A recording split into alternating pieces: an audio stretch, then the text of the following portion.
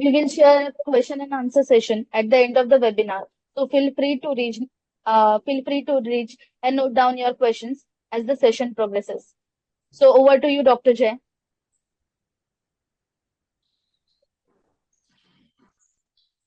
Hello. Good evening to everyone present over here. And thank you, Vishaka, for the kind words.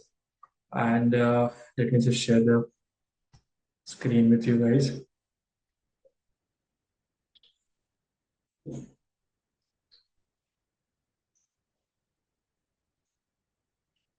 Is the screen visible, Vishaka? No, sir.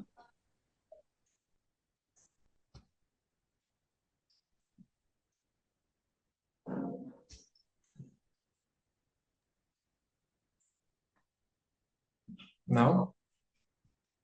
Now it's visible.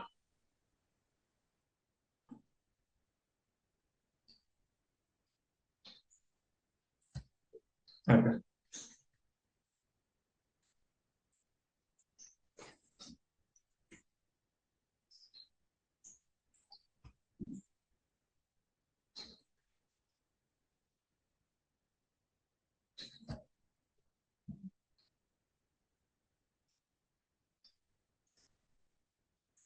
Okay. So let's start. So today's topic is tech-driven neuro-rehab for stroke recovery. I'm Dr. Jay Patel. I'm the founder and consultant physiotherapist at Caliber Physio Rehabilitation Center, Silvassa. So why is this webinar we are conducting? Because stroke is one of the leading cause of long-term disabilities. And as we know that the stroke cases are increasing day by day for various reasons. So we'll be talking about what is stroke and how impairment caused due to it. Then we'll be speaking about traditional rehabilitation and how it lacks objectivity and how it lacks personalization and tracking. So, and how PPS, that is technology-based modality, can overcome such what traditional rehab lacks. So let's start with that. So what is stroke? When there is sudden loss of neurological functioning within the brain due to any reason, it is caused as it causes a stroke. So when there is a lack of oxygen and nutrition in the brain, it causes impairment of blood supply to that specific brain, which causes stroke. So there are two types of stroke that we mainly see, that is ischemic stroke and hemorrhagic stroke. In ischemic stroke, there's usually a block present there's a plaque present within the arteries of the brain, which causes the patient to suffer from ischemic stroke.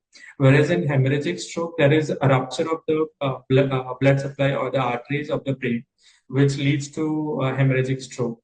Now, third, we have transient ischemic attack, that is TIA. Usually, it is considered as mini stroke. That the reason because is it's the neurological deficits is only present for maybe few minutes or several hours, but by definition, it's not more than 24 hours. So if it is more than 24 hours, it won't be considered as TIA.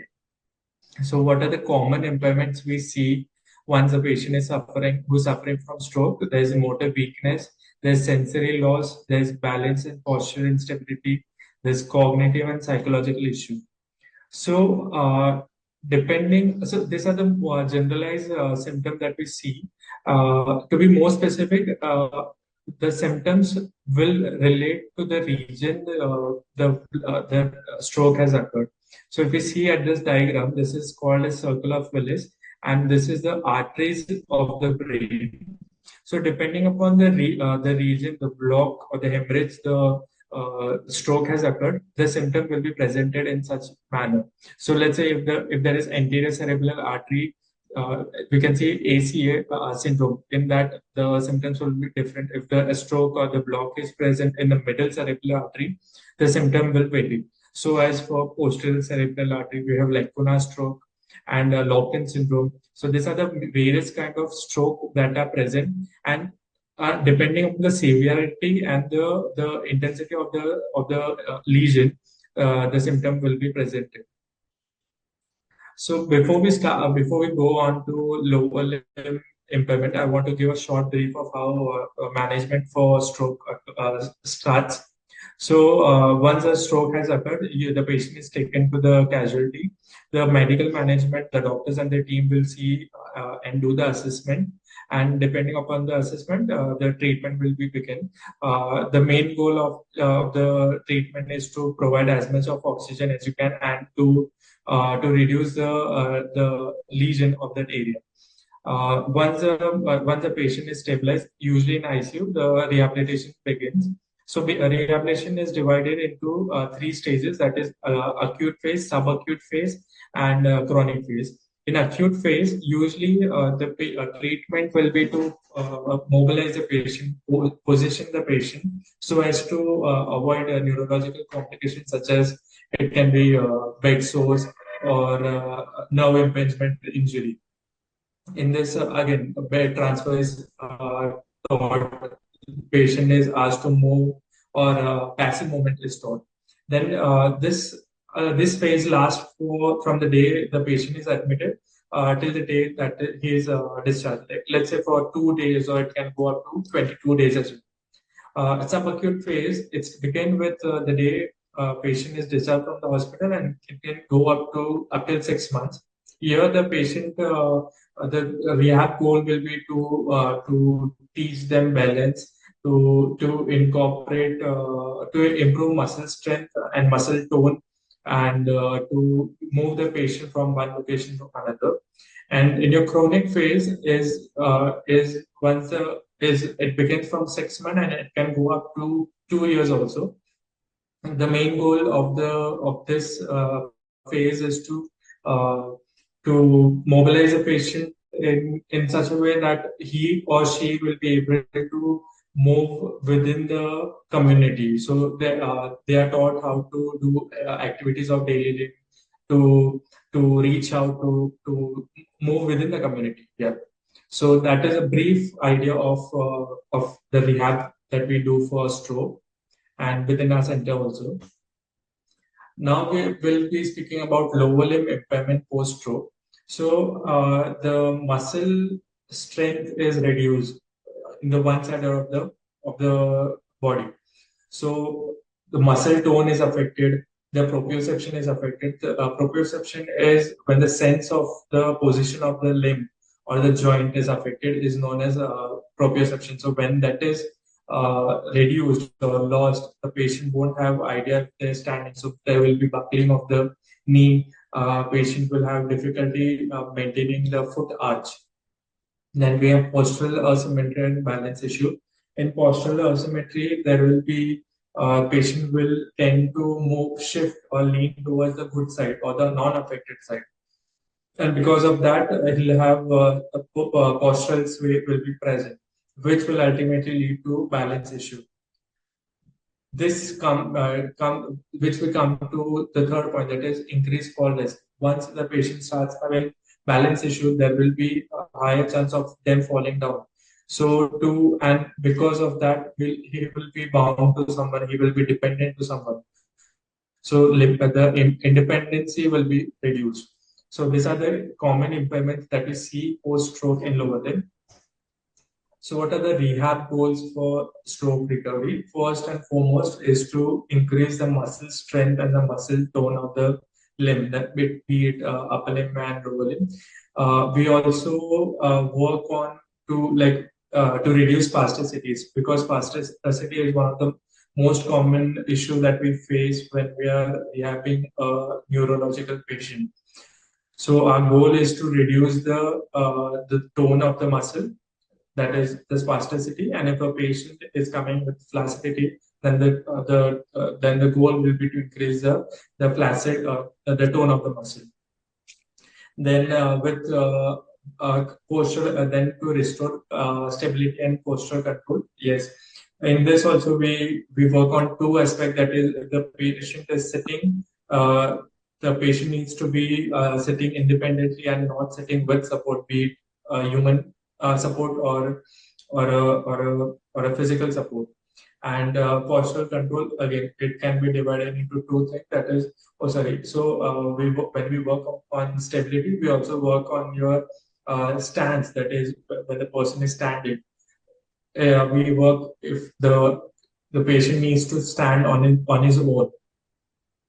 Postural control, the patient need not be leaning on one side of the body. So we work on that.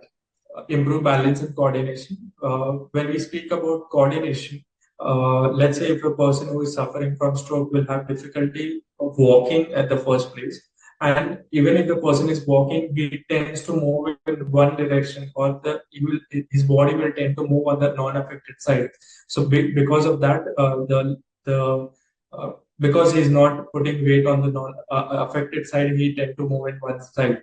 So we have to work on that. We have to work on that coordination between both the limbs and balance. There are there are two types of balance, that is static balance and dynamic balance. So if a person is standing and his balance is not good or good, then it is considered static balance. And if a person is having difficulty maintaining balance while walking, that is considered dynamic balance. Then our third is to prevent fall and boost confidence. This is one of the very important aspect of the rehab is when the patient is who is suffering from stroke, they have this fear of falling, and even if they're not, if they have fallen down, the confidence will be so low that they self doubt themselves, and which ultimately leads to emotional, like a roller coaster ride of emotions. Like he won't be able to process emotion very correctly. So we work on that to minimize or to absolutely, like, to make sure that patient doesn't fall, and which will have his confidence up notch. Then enhance independence and quality of life. This is the ultimate goal of every rehab center. Like when the patient get discharged from rehab center, we have to make sure that patient is dependent. Let's not completely, but as like minimal dependency should be present, and his quality of life should be there. See, one thing is, once a stroke patient has, they go through a lot of emotion. We are only talking about the physical well-being, but the thing what we are ignoring is the emotional well-being. That is, patient who suffers from stroke, they are very, I don't want to say depressed, but they are not living up to the, like, they are very sad on that aspect. So we have to work on the emotional well-being also, that the quality of life is improved. They feel included in all the aspect of their life, be it in community, be it in the household, be it in the family. So the quality of life, the role of physio should be to improve quality of life also. By this can be achieved by reducing dependency on others. So what are the traditional tools we use for neuro rehab? First is exercise therapy. Now, exercise therapy is the base of a neuro rehab, because we start with that. We start with that process, because be it active movements, be it passive movement, be it active assisted movement. So these are the base of a neuro rehab. Without that, I don't think so we can move forward.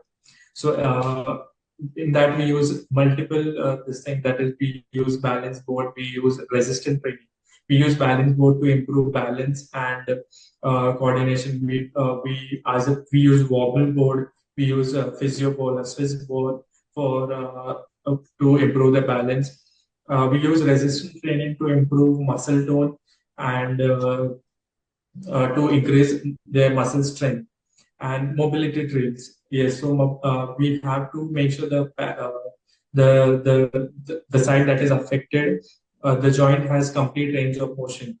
So usually we see that in stroke patient, the affected shoulder, that is very high chance he'll have a dislocated shoulder. So to overcome that, we make sure that passive movements are done regularly uh, to minimize pain and to minimize uh, any complication that comes after that.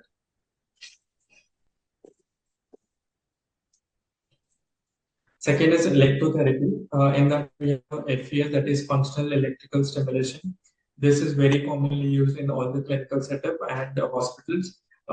We use FES to stimulate one specific muscle group and to train the muscle and to regain their neurological signal activity. Then we use transcutaneous electrical nerve stimulation.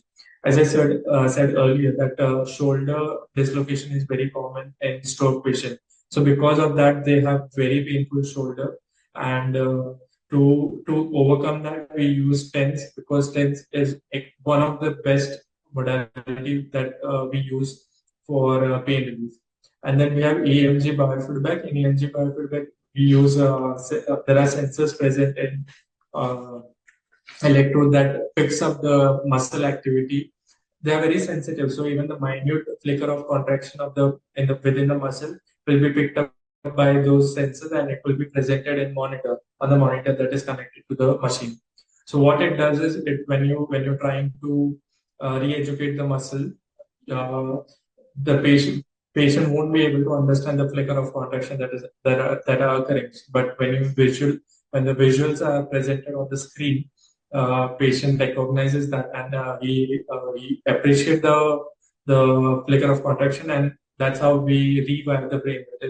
That's how you re-educate the muscle. So EMG biofeedback is used for that. Now coming to limitation, these are very largely subjective because it is based mainly on the observation by the therapist. So there's no uniformity. So some maybe with expertise or with the expertise of the therapist it will improve, but again it's very subjective. Then limited progress tracking. Uh, in that we have usually we won't be able to track how much of progress that has done. Like definitely patient will appreciate the minor tracking also, but on a large scale, if you go and see, you won't be able to compare pre and post. So that is one of the limitation. Low patient engagement. This is very important, especially when if you have if you did rehab for a neuro patient, you will be knowing that how they're very low, and already they're questioning themselves that why this has happened to them. The why question is always present. So the mood is already low. So when you ask the patient to do exercise, and when you ask them to move in certain way, they won't really appreciate. They will feel very agitated. So because of that, all of this is because there is low engagement. The patient is not able to focus and engage with the therapist. So and if the engagement is low, then you won't get the correct result or the desired result which you are expecting. So that is one of the limitations. Coming to our next segment of this webinar, that is what is the technology that we're talking about. So there are multiple technologies that has come up. That is, we have seen robotics are doing rehabilitation. There are virtual reality is also present. So one of them is plantar pressure system, that is PPS. So what it does is it captures the stance pressure and balance and posture data. So what it does is it captures how much of load you are giving on each limb. It will give you the exact numeric data for it. Then it visualizes asymmetry, quantify imbalance, and guides rehab. So asymmetry, when you say if you're leaning on one side of the muscle, it will visualize the postural sway, and it will give you the exact data for it. And again, hence the imbalance will be uh, it will show us the imbalance.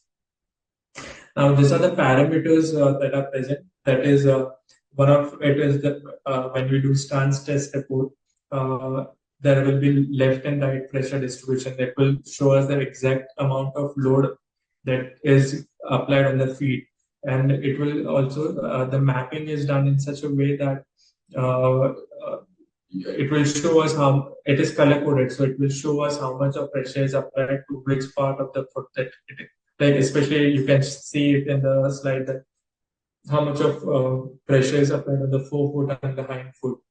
So the blue is the light discoloration, that is light pressure, and red shows the highest pressure point.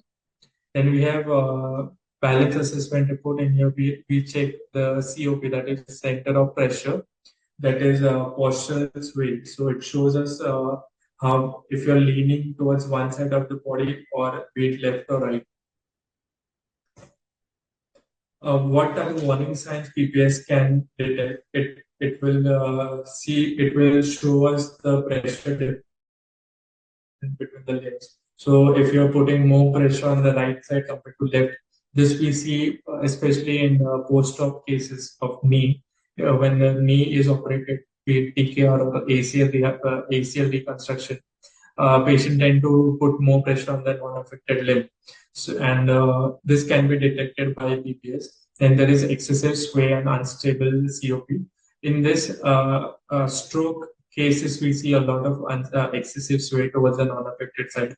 Also, Parkinson is one of the neurological case where we see excessive sway. But in Parkinson, the sway will be bilateral. So patient will move from left to right because there's no particular only the side when patient is more comfortably stand on that side. Inability to maintain weight, it is again related to first second point itself. Then high fall risk and static stance, it will detect high fall risk when so if you're leaning on one side, there are chances of person falling on that side, so it will detect the risk fall also in standing posture. So how we can implement or incorporate the PPS in stroke rehab? First is it will assess fall risk and postural instability. If a patient is not able to stand in the upright posture, it will detect how much of chances the person has of falling on one side.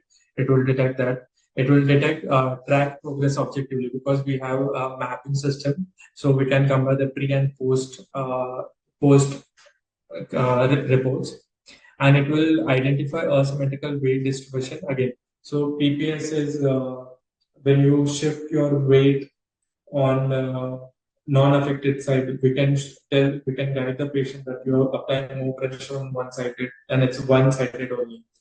Personalized intervention. This after once the data we have achieved the data, we can see what are the factors that are missing, and we can work on that using Rego games and deliver visual biofeedback because it's live, because it's happening in live position, live on screen. We can guide the patient accordingly.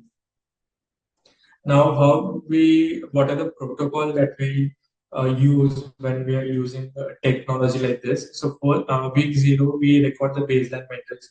Once the patient is admitted or he comes to the clinic, we record the baseline metrics. We do the assessment, we do the check, that is a stance test, we do balance test. And week two, we introduce gamified balance challenges. In this, once we get the reports, we see which factor will is missing. So we incorporated games such a way that the missing factor is achieved. So introduction of gamified balance challenges are done. And week four, there is review and revise. So uh, once the patient is able to do minimal tasks, then we upgrade it to next level.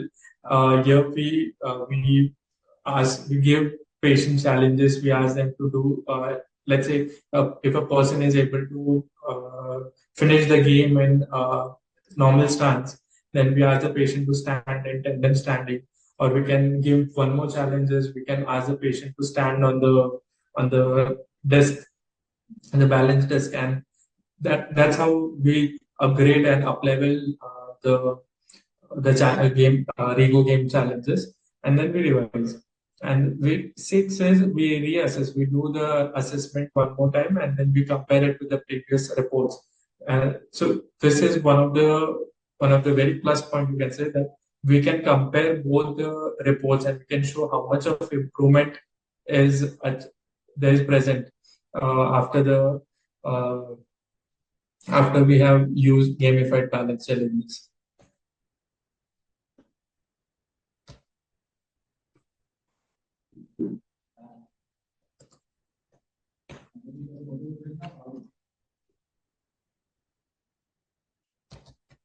Vishaka, Yes, sir. I think there's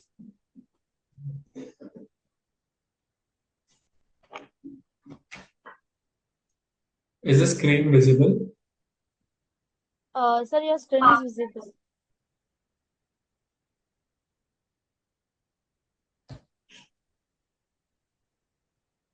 I'm sorry for the issue.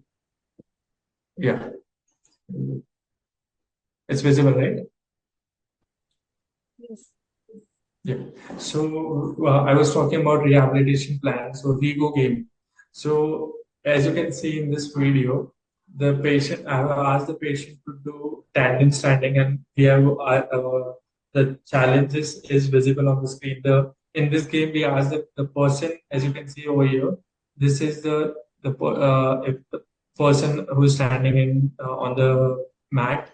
So the patient need to balance in only this island, and if the sway is more, he won't be able to maintain it in center, and he'll be eaten by the shark. That's how we try to make it as interesting as you can. So it supports you, it challenges your postural control, and that's how we improve the strength. It improves static balance and proprioception, and even your core is engaged. So it works overall on your complete body. And then we have this another video.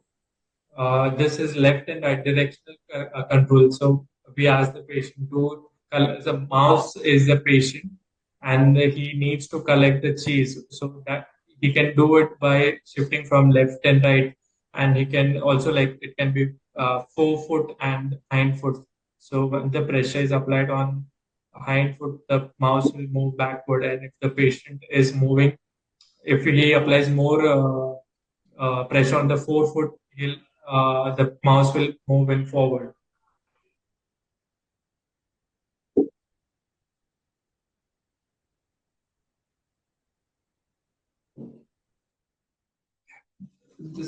That's the point. This keeps patient engaged, and in unintentionally, patient will put more pressure on the affected and non-affected side. So that's it's easier for as a therapist to rehab such patient who otherwise won't be able to shift the pressure, be it the fear of them falling down, or for any specific reason. Uh, but when we introduce gamified rehabilitation protocol, if patient is so engaged in the screen, he'll do it easily.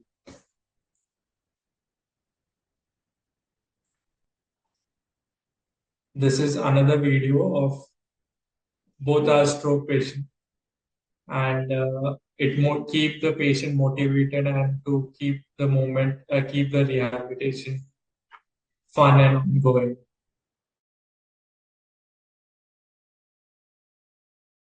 First is hit the pressure target. So the mouse is the patient sensor, and cheese is to hit the target. So,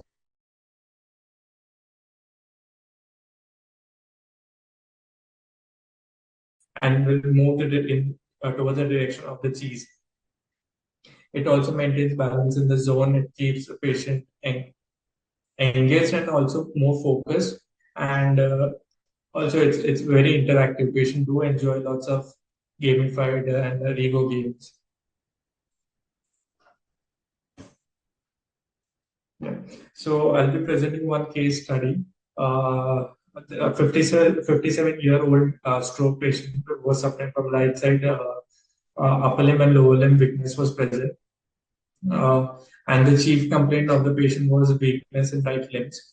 Initially, he was having difficulty in moving also from like bed transfers, and shifting was very difficult for them, and there was poor balance. Uh, Patient was having difficulty. He was using cane for that, and even after using cane, he was not able to maintain that posture. And while walking, he was uh, swaying. There was lots of sway that was present. Low confidence was there, and there was dependency on his on the family members. So for that, we used vital PT to do assessment and pressure assessment, and then we used Vivo gaming for rehabilitation and functional recovery. So these are the actual reports of the patient, of the same patient. Here you can see the first one is the pre-assessment. Over here you can see the pressure is completely on the left foot, and right foot is not, that much pressure is not applied. Whereas in the post, you can see how the pressure is equal in both limbs. One is left is 55 and right is 44. It's almost close because we are still rehabilitation is still going on for the patient. So with time, it will improve and it will get better. So this is the stance test report which I did on vital PT plantar pressure test. Second I did was a balance assessment report.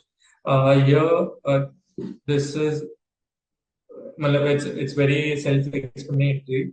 Pre-rehab, so with eyes open, the sway was minimal. Yes, he was able to, but again, it was more on the left side. But with eyes closed, he was not able to maintain the posture. He was not able to control his balance, and he was having difficult time uh, maintaining the balance with eyes closed. But post rehabilitation, we can see how much of difference the sway has come down so much, and we use a homework question, cotton, and how it has come to normal. So this for this also we have used vital PT, uh, and these are the reports of that patient. What are the improvements? With 25% of improvement in plantar pressure symmetry, he was able to stand independently for 1 minute, and even more till date. If we speak about, he is able to drive car now at this point, and he has obviously improved independence in grooming and eating, and patient felt motivated and actively engaged. So what is the conclusion? The conclusion is vital PT guided rehab improves motivation and tracking, and together they enhance balance, movement, confidence, and independency. So what are the differences we see in traditional and tech driven? I'm not shamming anyone. Traditional rehab is also as much important as tech driven. They can both go hand in hand. But there are a few points, there are a few pros and cons of each rehab. Assessment is therapist observation. As I said, it depends on the expertise of the therapist. So it's very subjective in that matter. Whereas tech driven, it is data backed method. So we have numbers, or the percentage is there, that how much of percentage the patient is having pressure on the foot or the hind leg or the hind foot or the forefoot. And progress tracking, it's usually manual notes. It's all maybe the therapist who is treating the patient that will have the idea of how much progress they have made. Whereas in tech driven, it's quantifiable. You will have reports and data of each assessment, and it will be exactly like it will be specific. Therapy design is symptom specific design. What patient therapist feel like this is missing, he'll work on that only. Whereas in tech driven rehab, it is very data specific, that this much amount of pressure is missing on the affected side, so we have to work on that. We have to work in that area. Patient engagement, therapist back, and whereas like as I said earlier, you need to keep motivating the patient. Uh, Therapist needs to do a lot of talking, and a cue work is done. So to make patient feel engaged. Whereas in tech-driven rehab, it is actively the patient actively do the gaming aspect of the rehabilitation. He takes interest in that, so it gives a very plus point in that because he is engaging. So his focus is engaging. So in short, the brain is the muscle mind memory is improving in that case. So what are the future trends that we'll be seeing in neuro rehab is AI driven pressure analysis. So machine will be learning the algorithm and how they will predict how the fall risk. So that, I mean, AI is future. Like we are surrounded with technology. There's chat GPT everywhere. Patient, there's no doubt if you're having even minor discomfort, the first thing is you check online and you check on chat GPT and you see if what's the solution for it. So even in medical and rehabilitation, AI will be taking over and they'll be predicting many more things, not only for this. And then we have a remote cloud rehab. You can connect a PPS system to the monitor, and therapist can do it. Matlab, you can do it at home itself. You don't need to visit the center. Personalized balance program. Yes, you can. There are various games available, so which you can use in your depending how much of sway is present. You can select such games and which will fulfill your missing factor. VR and AR integration. This is ongoing for a very long time. Since I was in college, we are using that. Virtual reality is used in not only rehab, stroke rehab, but also in sports athletes. It is used, and for uh, Parkinson, it is used. So why it matters to you as a physio? Because modern, I think we have to keep up with the time. So since nowadays it's technology everywhere, you have to incorporate that in your practice as well. So it's very important to keep yourself updated. If you have to keep yourself modern and tech enabled, because if the crowd is tech savvy, you have to be tech savvy. Then we have it delivers better clinical outcomes and it satisfy your patient. Again, it comes to biofeedback. So how much of if a patient can visualize how much of improvement is there, they will feel more and more motivated to do and to come to the clinic, which is also good for a therapist. And it attracts a tech savvy patient. Nowadays, uh, if we ask the patient to if we show what's the pre-result and the post-result, the patient will feel so happy. Not only like motivated, they will feel so happy like, oh, I can do this. Is the amount of improvement that has been seen in me within me. So this will keep them wanting to do more and more. And new revenue, yes, assessment, training, rehab plans, all of this. Wherever there is technology, uh, there's more offering. Like there's obviously you have to charge more for that such patient. So yeah, it's a good for uh, pockets for the therapist as well. So it's good. Yeah. Thank you for this webinar. And if there's any question, you let me know. Uh, Thank you so much, Dr. Jain. We have some questions. Yeah, please. Okay. So the Just first uh, question is that how do patients usually respond uh, to game-based rehabilitation? uh, Obviously, there's a positive approach in most of the cases. Depends on the age. The age factor is very important. If the patient is, let's say, young of the younger generation, they'll be more updated to this zone or area.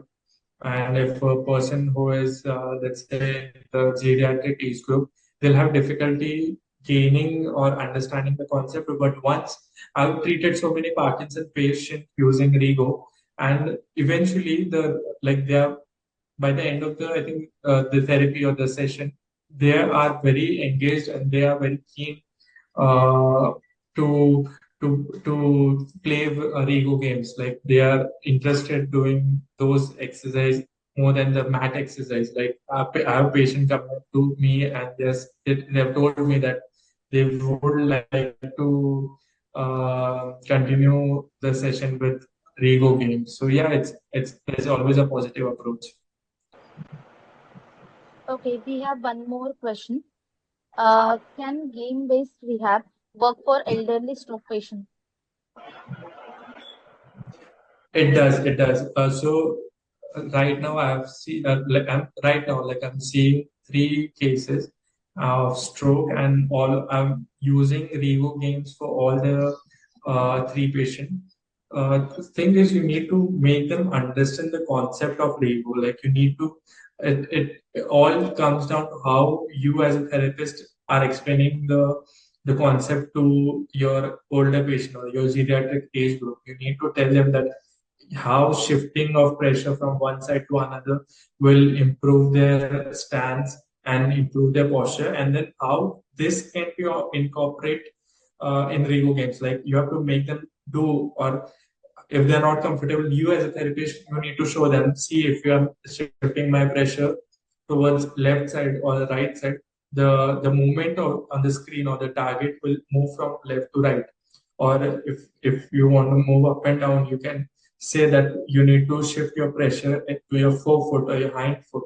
So you as a therapist, that's what, like when you say technically with therapist, this is what the role of therapist here is, that only to explain it to the patient that how uh, you can use Lego games or mat or any tech driven uh, aspect to fulfill the missing factor in your rehabilitation.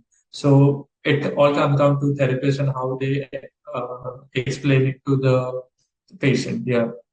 But they do engage, the older group, they do engage in Lego games. Okay, we have one more question. Is it Yeah. suitable for patients with cognitive impairment post-stroke? Yeah. So in this case, you need to work little more cautiously, I would say, because cognitive impairment is uh, he is the senses, the proprioceptions are already affected. So in that case, you'll have to first start with a basic plan. You can't directly jump to Vivo. You'll have to first start with your traditional rehab. You have to work on your verbal board, your physio ball, and you have to explain it to them. Like you need to make them understand how it works. And once the patient gains basic idea, you can start implementing the Vigo gaming in their rehab protocol. But I would suggest you at least you have to be very cautious with that, because you never know what the next move will be. So it has to be done under observation. Okay. There is another question. How is progress Yeah. tracked using digital rehab platforms? Sorry. How is progress tracked using digital rehab platforms? Okay. So I think again this is you can take this as an example. So the data that is present, the sway distance, that is your first uh, that is your first parameter, you say, the pre data that we have achieved. And if you compare it to the second post rehab, this is the numeric data that is present is lesser than your first. So that's how you can track the amount of improvement that has been seen in your between two games. That is one thing. Another is when we talk about Rio games, there are different levels present in that, and there is you can set the time also. So let's say in the first setting or first game, first session, patient is only able to play for 1 minute, and then eventually after improvement patient will be able to play the same game for 5 minutes. So that's the improvement, that's the tracking that has been done. So the improvement is amount of time that the patient is able to engage in the game. So that's another way to track your improvement. And then we have different challenges within the games. There is tandem standing, there is balance on the balance desk. So the mat support your balance desk as well. So you can you can you can ask the patient to stand on the balance desk. So that's how you move forward in your Ryu game. So that's one way to look at it. Yeah, that's how you track your progress. Okay. Any other question, doctors?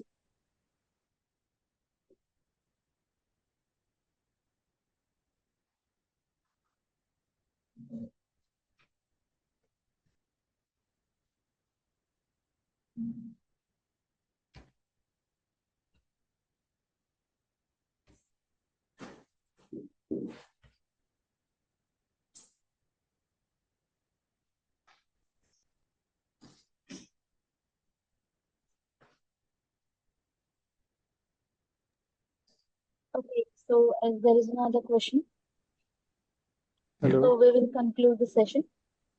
I Uh, hello think some. okay. Hello Yeah. Yeah. हाँ I can hear doctor you. साहब मैं हाँ बात कर सकता हूँ हिंदी में। जी हाँ बोलिए। मैं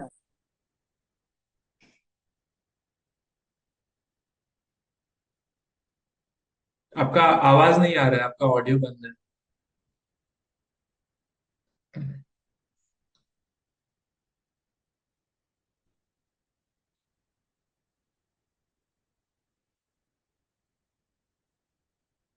I think he's having difficulty connecting.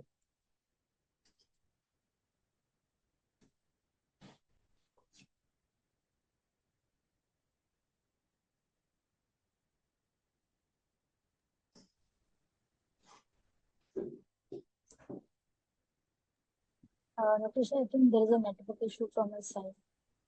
Yeah.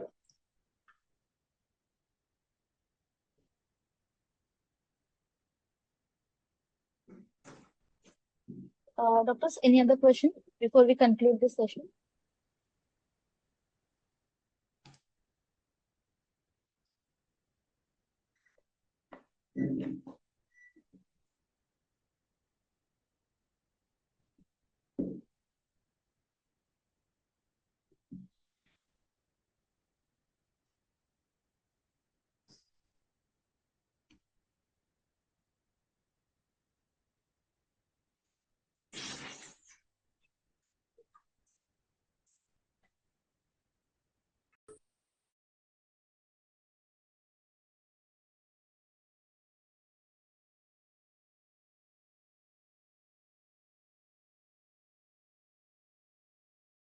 Dr. Shah, we have one more question. Yeah. Can it be used in patients who have undergone abdominal surgery long back and now have gait problems? Now have gate. Now have gait problems. Yes. So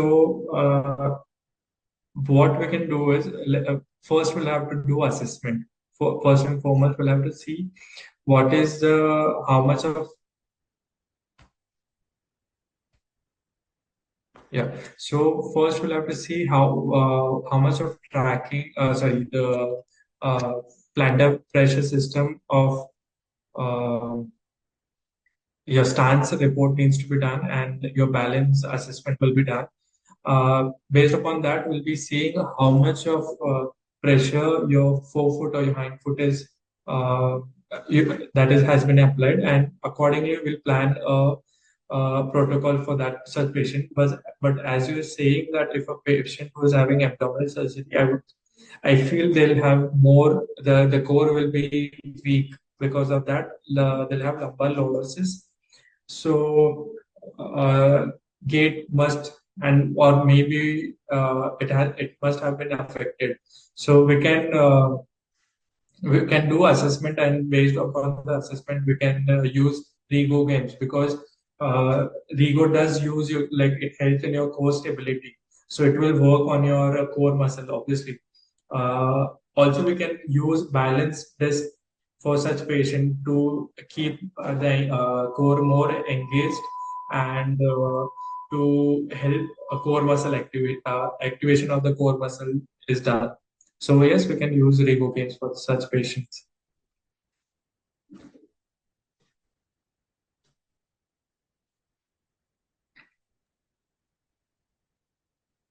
Any other questions?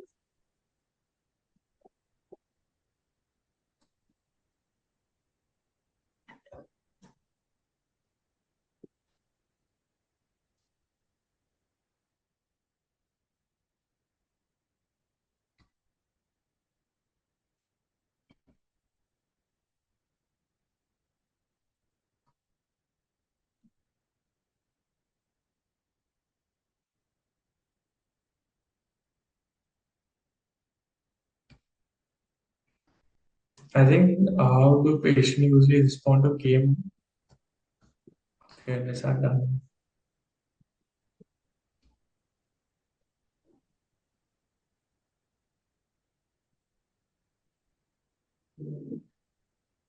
Doctor, there is one more Yeah, question. yeah. How is AI helping in optimizing today's technology? Uh, if we speak about AI technology first, like not only talking about PPS, but let's say to form a protocol, you can incorporate AI with medical. So when we speak about like certain symptoms or certain uh, there are the factors that are missing from the AI protocol. We can incorporate AI to form a protocol for such patient. And other than that, we have PPS. In PPS, we can you they can like eventually the future will be how a tendency of person of falling down will increase or decrease based on the reports. So AI will be able to detect the early diagnosis will be done if a patient can have a chances of falling down or if a person is having chances of having flat foot in future because of the weight gain or weight shift. Also, other than that, AI can like based upon the reports, you can like foresee any upcoming condition like if a person is having more pressure on the heel or the hind foot he or she might have he or she will suffer from plantar fasciitis. So these are the like they'll pick up the factors or uh, they'll pick up the points from the reports and uh, give us a report that what or he or she will be suffering from. Yeah.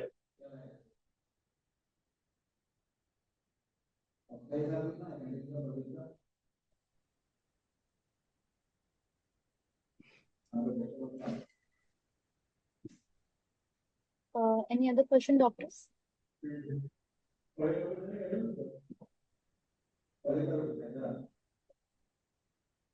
is a question from Dr. Dhruvi Patel. Is it cost Yeah, effective and can it be used in OPD that has multiple stroke patients? definitely. See, if you're having any, not only stroke patient, but any neuro patient that, like, if your footfall of such patients are more in your centers, I would highly recommend you to go with it because, see, nowadays patients are they are very, because of social media, they know each and everything. So they are very well updated also. So when you have such technology in your clinic, they will feel that they should come to your visit to your clinic. And talking about cost effective, see, depends upon your budget. But then if you're opening a clinic, you will be having modalities which will cost you, let's say, for a lakh or so. So, and as you said that you have lots of multiple stroke patients, I would suggest it's a kind of investment only, and it will pay off very well. So yes, it is um effective for stroke patient. Also, not only stroke, but I'd say it is also useful in post-op rehab. Like I have treated so many patients who underwent ACL reconstruction. So my stage 4 or stage 3 rehabilitation includes Rego games because the main concern we all see is first is they won't be applying weight on the affected limb or the operated limb.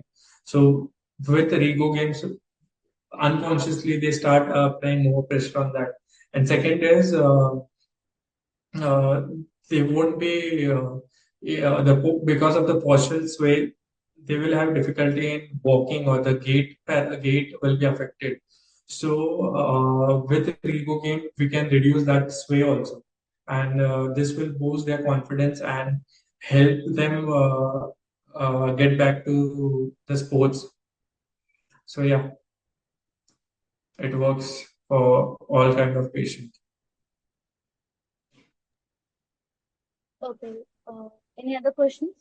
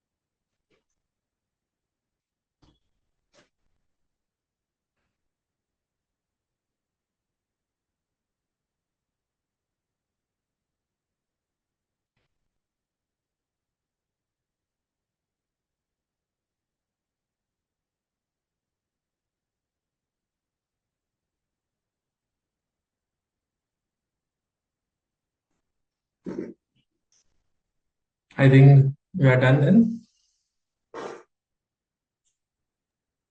Okay, then we will conclude this session. Yeah, thank you, Can in Motion, for giving me this opportunity to speak about the lecture, and I hope we'll be continuing doing this. Thank you. And thank you everyone for joining this webinar. So, so as we are now concluding today's session, we extend our sincere thank you to Dr. Jay Patel for sharing his expertise and practical insights on tech-driven and neuro-rehab for stroke recovery. And heartfelt thank you as well to all the participants for your active presence and thoughtful engagement. We hope today's sessions gave you a valuable takeaways on how innovations is transforming neuro-rehabilitation practice. Thank you once again for joining us. Have a great evening ahead. Thank you. Thank you. Thank you.